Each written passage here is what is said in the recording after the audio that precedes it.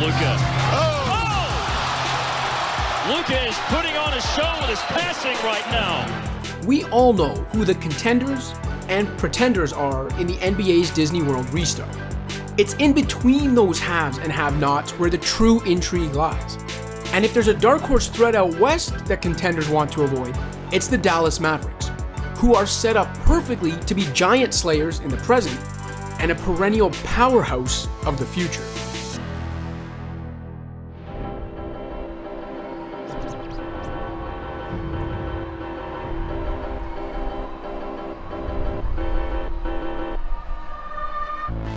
The Mavs have been one of the surprises of the season thus far, a performance built mostly on the back of Luka Doncic, who from his rookie year to his sophomore campaign took the almighty leap from budding young star to legitimate MVP caliber superstar at 21 years old. It feels alright, Grandpa, being so young.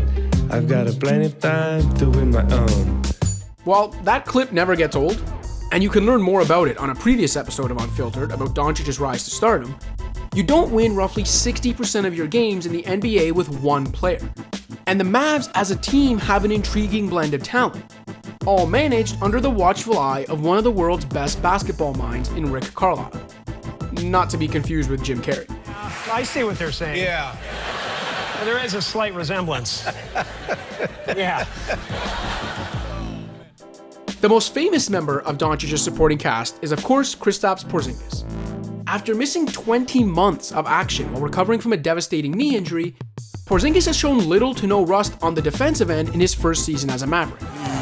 Good fit for Luka. Yep. Porzingis, what a stump.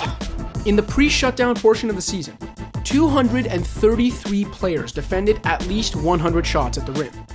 Porzingis' defensive field goal percentage of 50.7 in those scenarios ranked 9th, just behind two-time Defensive Player of the Year Rudy Gobert. But the big man who made the unicorn nickname famous was predictably shakier on the offensive end after a nearly 2-year layoff. And one of the most encouraging things about the Mavs season is that Porzingis started looking a lot more like that two-way unicorn as the year progressed.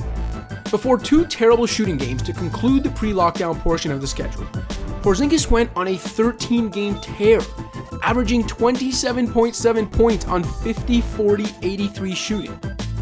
He was also a two-way monster for Dallas in games Doncic missed this season, and his fit alongside the Slovenian phenom looked most comfortable when Porzingis started at center as the lone big man on the floor.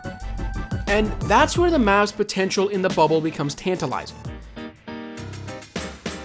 In case you didn't realize it, the Mavs' top-ranked offense is on track to be the most efficient offense in NBA history.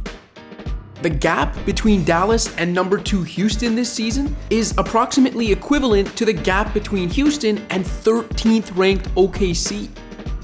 And yet, that already historic attack got significantly better when Porzingis was at the 5 with no other bigs on the court for Dallas. According to ESPN's Zach Lowe, the Mavs scored at an I swear I'm not making this up rate of 123 points per 100 possessions with Porzingis serving as the lone big man. To put that in perspective, the Mavs' offensive rating for the season, the one that no team in history has matched before, was only 115.8 points per 100 possessions.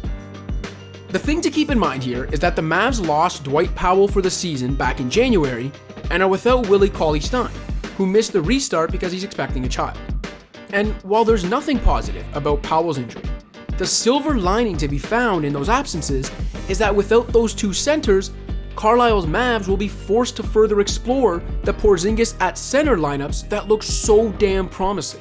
Replacing Powell with Seth Curry, who is shooting an absurd 45% from deep for the second straight season, has allowed the Mavs to surround the Doncic-Porzingis duo with an abundance of shooters that can all punish defenses who overload on Dallas's 2 stars. There's Seth Curry shooting again for 3 and scoring, and 6 for 6 is the number.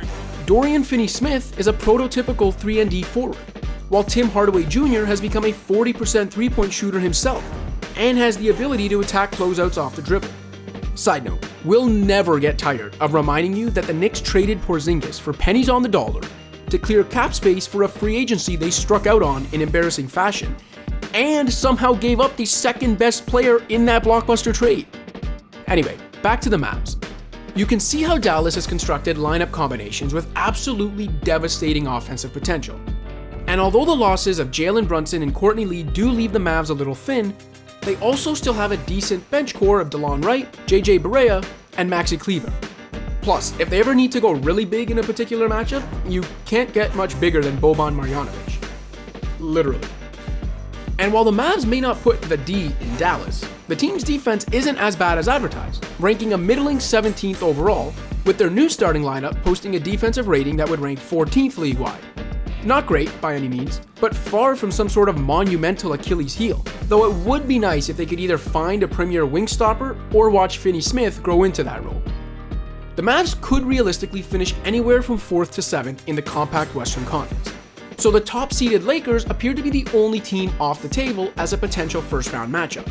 But even in a potential 2-7 matchup against the Clippers, given the roster uncertainty facing LA in the bubble, and the general unpredictability of these unprecedented times in the NBA, is it really that much of a stretch to consider the team boasting literally the best offense ever, upsetting the Clippers in the first round, or knocking off another serious contender at some point? At the end of the day, the upstart Mavs are playing with house money this year, and any postseason success in Orlando is merely gravy at this point. The real promise of this Mavs team lies in its long-term projection.